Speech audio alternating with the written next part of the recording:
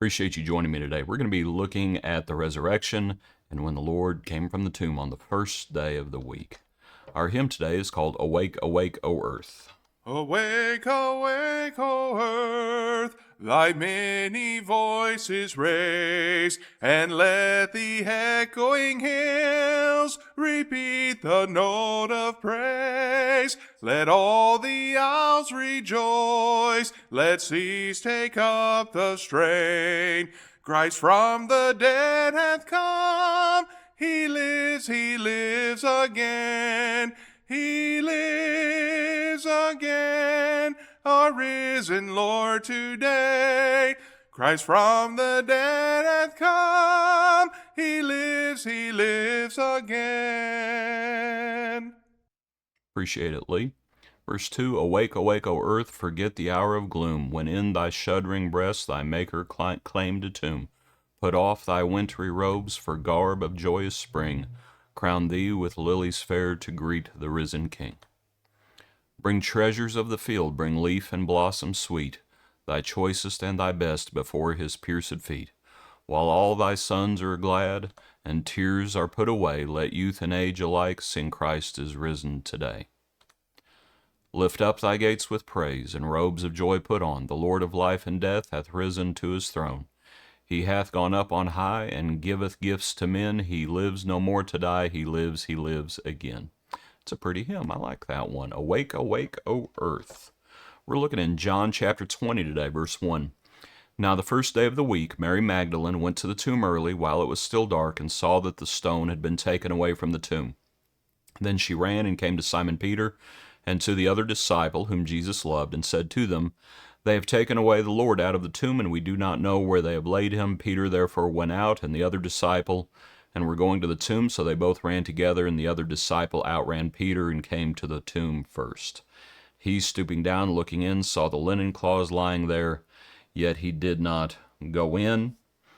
And, of course, what you're going to have happening is they're going to depart from the tomb after John goes in and sees the things. They're going to depart, and the first witness of Jesus is going to be Mary Magdalene. And that comes from this account. But I was just thinking today about the first day of the week, the day of the Lord's resurrection, and we know what that sets up. As we think about, we come together on the first day of the week, on the Lord's Day. And that is, I was thinking about it in contrast with the Old Testament and the Sabbath. And that the Sabbath was on the seventh day. And so to look at it from their perspective, from the Jews' perspective, work, work, work, work, work, rest. And it's, you got to work first. You got to work, and eventually you get to rest. Pardon me for bumping my desk there. The work comes first. But now under the Lord, under the new covenant, the week doesn't begin with work.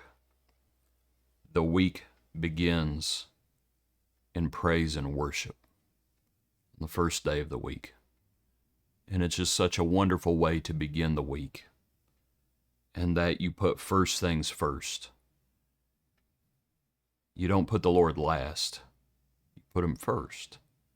And that's how the Lord wants it to be. And so it switches from the end of the week, and I don't mean that Sunday is the Christian Sabbath. That's not what I mean, but just as far as the changing covenants, when God's people would assemble, that it switches from the end to the beginning. And I think that's interesting to meditate on.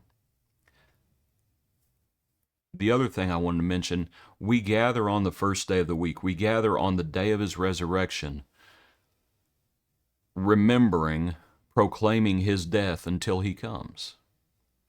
We don't gather on the day of his death. We proclaim his death on the day of his resurrection. And I think that's good to meditate on as well. It's like we could We could gather on the day of the crucifixion. But that's not when the saints assembled to break bread. They assembled on the first day of the week, the day of the resurrection. And also, they gathered every first day of the week, is what it looks like. And so you have a weekly reminder. And so I was also contrasting that with the Old Testament. And that in the Old Testament, you had the Sabbath, right?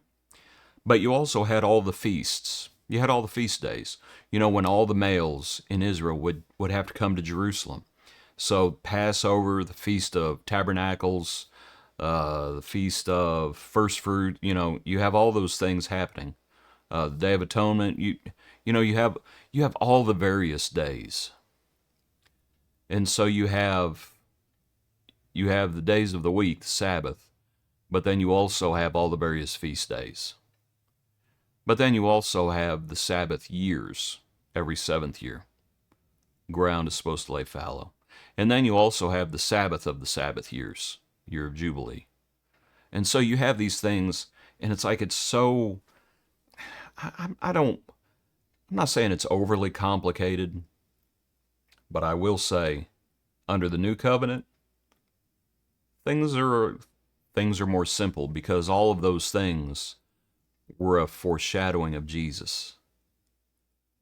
And so when we think about the first day of the week, and it's just so simple. We come together on the first day of the week. Christ, our Passover, was sacrificed for us. Christ, the first fruits of the resurrection. We think about the church beginning on Pentecost. You know, all of those things are shadows. Things in the Old Testament.